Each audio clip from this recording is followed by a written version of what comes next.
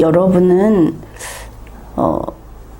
만약에 여건이 된다고 하면은 아주 고급 옷을 사고 싶다 이런 마음이 혹시 있습니까? 세상에는 명품이라고 하는 것이 있죠. 나는 그쪽에 그렇게 박지를 못해서 명품을 정말 이렇게 이해를 합니다. 가령 어느 보석이 명품이 있으면 보석 디자인을 잘하고 가공을 잘해서 정말 아주 비싼 값어치가 있는, 또 이제 그런 걸 추구하는 사람들이 저거는 이만한 가치가 있다. 그렇게 인정을 받으면서 점점점 이렇게 명품이 돼 가는 거다. 이렇게 이해를 합니다. 그러니 그쪽 분야 사람들의 일이 되겠죠. 그림을 수집하는 것도 그렇습니다. 명화다 하는 것을 보면서 우리는 설명을 듣고 그 내용이 이게 이런 거고 이런 환경에서 이 그림을 그렸다. 그렇게 해서 이거는 과연 그런 면에서는 참 표현을 잘했다 이렇게 생각할 수도 있고, 아니면 그랬다네 이러고 말 수도 있습니다. 우리가 클래식 음악을 들을 때도 이게 다 주문 제작 아닙니까? 예전에 다 정치하는 사람들이 주문 제작한 겁니다.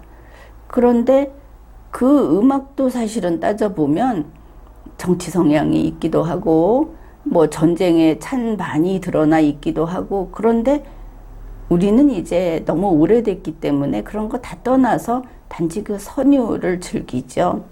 아니면 이제 현대에 와서 다른 누군가가 이거를 영화나 드라마나 이런 데서 쓰면 그 장면하고 연결해서 좋아할 수도 있고, 그냥 음악은 자기가 좀 좋아하는 그 스타일 있지 않습니까?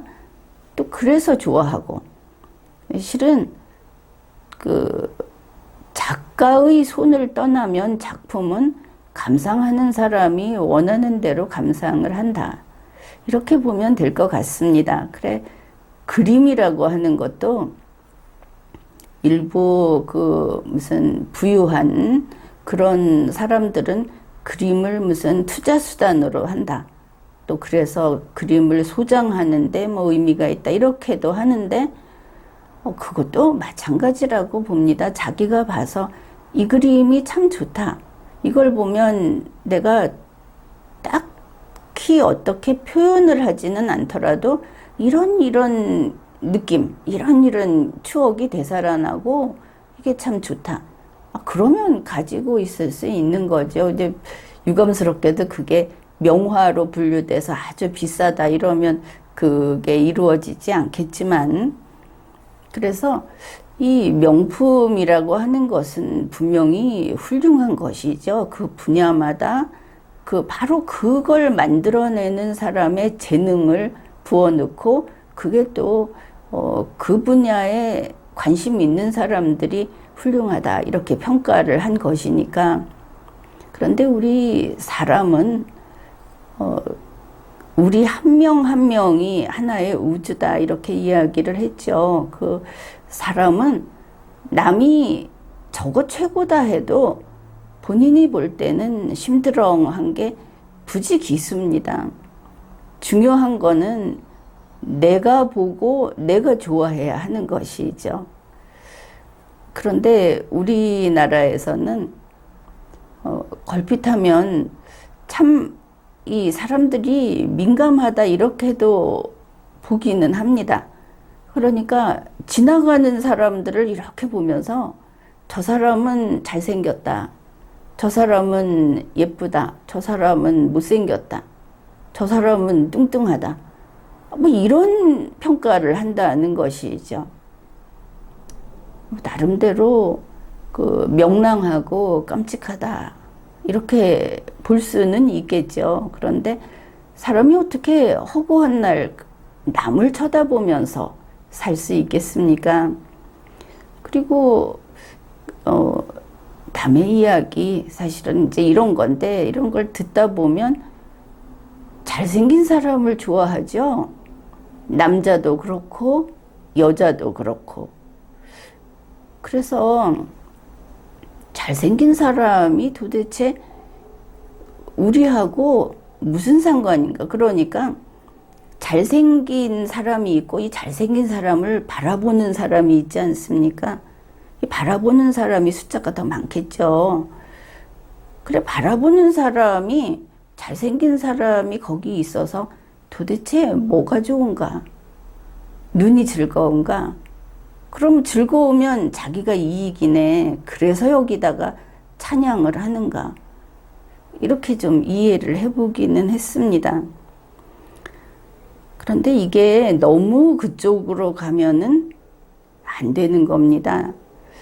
사람이 항상 그 본인들도 그렇지 않겠습니까? 자기 생활도 있는데 남의 눈을 위해서 수많은 시간과 그 시간을 들이고 노력을 들이고 뭐 또 비용도 들이고 이렇게 살아가는 것이 이게 만약에 이 사람이 아주 그 얼굴을 팔고 사는 사람이다.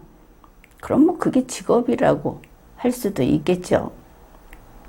그런데 그게 아니고 이 사람이 그 가령 뭐 떡을 써는 사람입니다. 아니면은 뭐 안경을 맞춰주는 사람입니다. 그런데도 이렇게 하는 것이죠. 그 국민들이 다 이런 기준으로 보게 되면 상관없는 사람들이 다 이렇게 하는 겁니다. 보통 집에 있는 주부가 풀 화장을 하고 명품을 입고 그리고 그 시장 보러 갈 때 잠깐 남이 보고 뭐 이런 식으로 산다. 그걸 나쁘다는 게 아닙니다. 근데 생각을 해보자 하는 것이죠. 사람은 무엇이 아름다운가? 사람은 무엇이 그러면 부러운가? 그걸 생각해 보자 하는 겁니다. 지금 이와 같은 게 이렇게 하다 보니까 보면 뭐 성형을 우리 한국인들이 저번에 뉴스 보니까 95%가 그러니까 눈썹 문신하고 입술 문신하고 뭐 점을 빼고 이런 것까지 다 포함해서 그 미용과 관련해서 신체를 그 손본 이런 사람들이 95%가 넘는다고 합니다. 뭐 필요한 경우도 있고 그렇게 해서 한 보람이 있는 경우도 있겠죠. 그리고 또 이게 습관성이 돼서 병이다. 뭐 이런 이야기도 나옵니다. 그런데 사람은 무엇이 아름다운가? 아니면 어차피 우리는 서로 남일 때 남과 남은 합체가 안 되죠. 사람은 영원히 나란히 갈 뿐입니다. 좀 멀고 가깝게. 그래, 남하고 관계에서 내 인생의 방향을 또 내 삶의 형태를 바꾼다. 한번 생각해 보자 하는 겁니다. 그렇게 사는 게 진짜 여러분이 원하는 것인가? 가령 그 진주 목걸이라고 하는 아주 그 교훈적이고 널리 알려진 그런 단편 소설이 있죠. 그거를 단순하게 그 분수를 알아야 한다. 뭐 언감생심 이런 식으로 그 풀이를 해놓는 것은 너무나 폭력적인 것이고 우리는 살아가면서 매 순간 그러한 어떤 유혹이나 또 나에게 이게 좀 있었으면 좋겠는데 이런 생각을 할 때가 있습니다. 그런데 우리가 그 단편 소설을 수많은 사람들이 서로 다른 방식으로 보면서 느낌을 받았죠. 어떤 느낌을 받았습니다. 거기에는 아마도 보편적인 어떤 진실이 담겨 있지 않을까, 그렇게 보는 것입니다. 옷을, 아주 비싼 옷, 명품 하면 지금은 그 디자이너의 우수성이나 뭐 그게 표현하는 무엇이나 이거보다는 비싼 옷을 사 입을 수 있는 돈이 있는 사람이구나, 이렇게 그냥 요약이 되지 않습니까? 본인에게 어울리든 안 어울리든. 그래, 비싼 옷 갖고 이야기를 해봅시다. 비싼 옷을 입으면 사람이 아름답고 또 고귀하게 품격이 있게 보이는가? 그렇지 않은 봤을 때 원래 그 사람의 모습도 더 이질어지게 보이는 옷이 있기는 있습니다. 그러나 비싼 옷을 입는다고 해서 사람의 사상이나 심리나 이런 것들이 아름답게 되는 것은 아니죠. 옷이 아니라 여러분 자신이 고급인 겁니다. 중요한 거는 바로 그것이죠. 우리가 좋은 음식을 고급 접시에 담아서 먹게 되죠. 그러면은 보기도 좋고, 또 그야말로 이 고급이라는 말을 쓰니까 고급스럽게 보이고 한데, 접시가 제 아무리 고급이면 뭐 하겠습니까? 접시를 먹을 겁니까? 또 우리가 향수, 아주 좋아하는 향수가 사람마다 뭐 한두 가지 그 취향이 있죠. 사실 이게 코로나19 팬데믹 이후에는 향수에 대한 흥미가 뚝 떨어져 버렸습니다. 왜냐하면 이게 마스크를 쓰고 이렇게 있으니까 뭔가 인공적인 진한 향은 그게 또 부담이 되는 것이죠. 그냥 자연향 정도가 제일 좋다. 어떻든 뭐 좋아하는 향수가 있죠. 그러면 그 향수가, 향수병이 아주 멋있고 그 향수 자체가 명품에 가까운 유명한 향수다.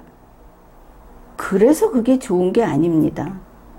자기에게 맞고, 뭐 이게 큰 건지는 모르겠지만 향수마다 그 사람에게 이렇게 한 방울 떨어뜨렸을 때 나오는 향이 좀 달라지는 건 맞는 것 같습니다. 따라서 겉에 보이는, 이걸 담고 있는 그릇이 중요한 게 아니다. 물론 겉에 보이는 그릇이 눈에 보이죠. 속을 보기는 어렵습니다. 그렇지만 우리는 끊임없이 그 향기가 무엇인지, 그게 내가 원하는 그것인지, 또 조금 나아가서 나와 그 향수가 만나서 나가는 것이 내가 기대했던 그러한, 다른 사람도 좋아하는 그런 게 나올 것인지, 중요한 것은 다른 데 있는 겁니다. 그래서 우리 사람이 아름답다 하는 것은 이렇게 표현을 하면 될 겁니다. 어떤 사람을 봤을 때 아주 억세고 단호하고 힘 있어 보인다. 싸움꾼인데 매번 승리하는 싸움꾼처럼 보인다. 이런 걸 좋아하는 사람도 있을 수 있고, 또 그게 돋보이는 환경도 있을 수 있지만, 기본적으로 그거야 그 사람 문제고, 이게 무슨 명화가 됐든 명품이 됐든 다 그게 내가 살아가는 방향에 겹쳐지는 게 있고 그렇지 않은 게 있지 않습니까? 그런데 이제 이 모든 것을 다 넘어서서 우리가 나와 관계없이 이렇게 띄워놓고 보더라도 저 사람은 참 보기 좋다. 저 사람을 보니까 그렇지. 저게 내가 살아가는 이 세상에 저 사람이 있다는 게 나는 참 좋다. 이게 그 상대방이 아름다운 사람인 것이죠. 그러면 어떤 사람이 이런가? 아무래도 확실하다 이렇게 말할 수 있는 것이 온화한 사람, 뜨뜻미지근한 게 아닙니다. 자신이 있고 자기 생활에 아주 다부지게 성실하게, 그리고 인생이라는 것이 얼마나 엄청난 것인지 그 무게감을 느끼면서 살아감에도 불구하고 온화한 사람. 살짝 이 세상이 반갑고, 그리고 우리가 같이 살아간다는 게 기쁘고, 너털웃음을 웃을 정도로 기쁜 게 아니라 살짝 기쁘고, 이런 것을 온화함이라고 이야기하겠습니다. 그런 사람 아름답다. 그 다음에 심오한 사람 역시 아름답죠. 딱딱하고 흔히 이렇게 이야기하지 않습니까? 도서관 구석에 햇빛도 안 들어오는 구석에 처박혀서 쾌쾌한 오래된 그 한지 묵은 냄새가 나는 이런 사람이 심오한가? 실력이 있는가? 나는 그렇게 생각하지는 않습니다.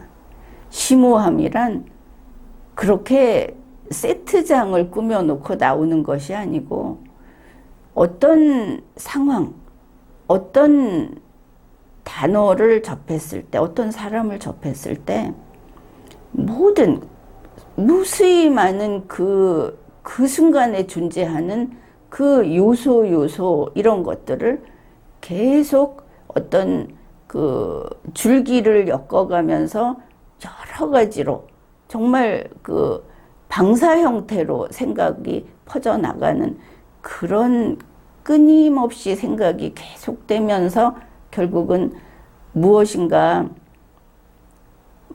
진리까지는 가지 않는다고 해도 이것이 무엇인가, 지금 내 앞에 있는 이것이 무엇인가를 생각할 수 있는 사람, 스트레스 안 받고, 이제 이게 심오함이라고 생각하는데, 그런 사람이 아름답다. 보기 좋다. 그런 사람이 이 동시대를 같이 살아갈 때 힘이 난다. 이런 생각을 했습니다. 그러니까 좀 쉽게 이야기하면 같은 공간에 같은 시대에 존재함으로써 다른 사람도 이 사람을 보면서 이렇게 활기를 느끼는, 그렇지. 세상은 참 살만한 곳이고 나는 그만큼 고귀하고 소중한 사람이다. 내 인생은 의미가 있다. 이런 것들을 이렇게 집어넣어주는 게 아니고 쭉 보면서 여러분도 다 생각을 하니까 보고 이렇게 느낄 수 있는, 즉 그런 사람, 그런 여건, 또 그런 어떤 그 순간순간들을 많이 경험하는 거, 이게 아름다운 사람을 보고, 그리고 우리가 좀 더 나은 사람은 끊임없이 모든 것의 수준을 좀 더 올라가려고 하는, 그 올라갔을 때 더 행복해하는 그런 성향이 있는 그런 존재들입니다. 그래서 이런 그 어떤 걸 보고 냉철하게 비판을 하는 거, 이것도 논리력입니다. 논리력 있는 사람이 하는데, 그 냉철한 비판을 보면서 소스라치게 놀라지 마라. 이게 전문성이 강할수록 더 싸늘하게 보이지만 역시 이 인간에게 이러한 온화함과 심오함이 같이 있다. 이 비판은 아무것도 아니다. 그냥 손가락 끝에 물방울 하나 튕기는 그런 사건에 불과하고, 사실은 우리 다 제자리에서 각자 최선을 다해서 삶을 후회 없이 최선을 다해서 우리의 모든 열정을 거기에 쏟아 넣으면서 살아가자 하는 그런 몸으로 보여주는 외침이다. 이렇게 보면 될 거고, 우리 모두가 좀 더 끄덕끄덕 졸듯이 그렇게 살아가지 말고, 뭐라고 할까? 이건 의지를 갖고 외쳐서가 아니고 그냥 온몸에서 활력이 쫙 퍼지는 그런 삶을 살아야 하겠다. 그렇게 봅니다.